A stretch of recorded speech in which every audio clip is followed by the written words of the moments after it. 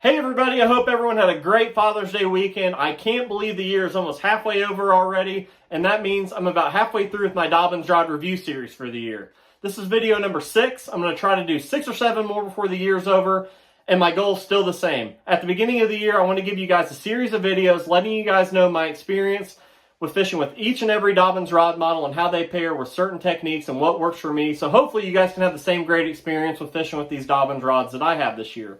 I hope this also helps with the online ordering process. I know it can be tough whenever you're trying to check out a rod model without having to go into the store and check the action yourself. So hopefully my testimony here will help you guys in that process as well. So if there's anything I'm missing, anything else you guys would like to know about these rods, please drop me a comment and I'll do my best to incorporate that in the second half of the year here. So hopefully you guys get the most out of this. So please drop a comment, let me know what you guys think.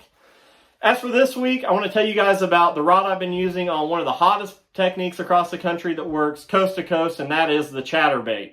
You know, like I said, this bait catches them almost all year round, coast to coast. It's a great fish catching bait, and I've been really religiously throwing this bait the last 5 years, and I feel like I've got a good system down.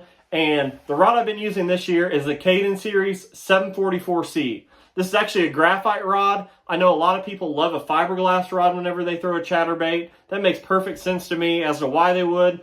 I like the trade-off of the sensitivity of a graphite rod that I'll get into later here. But the first thing I like about this rod is the 7'4" length. Big trade-off as far as, you know, whenever you start using a shorter rod, you can't cast as far. Whenever you use too long a rod, you're not as accurate with it. So I love the 7'4" length because it's kind of middle of the road. I can do both with it. Here in the Ozarks, we throw a chatterbait around docks, and this year we got a lot of flooded water, so lots of bushes, lots of willow trees, things of that nature where you need to be really, really accurate. I feel like I can still do that with a 7'4" length. And then whenever I'm in a grass fishing situation where I need to make a long bomb cast over a grass flat and still be able to hook the fish on the end of a retrieve like that, the 7'4" length is still long enough to be able to handle that as well. As I mentioned before, a lot of people love throwing a fiberglass rod for the mere aspect of it's not too sensitive. It allows the fish to inhale the bait fully and things of that nature. That's where I vary a little bit. I love a graphite rod for chatterbait fishing because I'll take the trade-off of having the sensitivity. There's a couple reasons I want a real sensitive rod.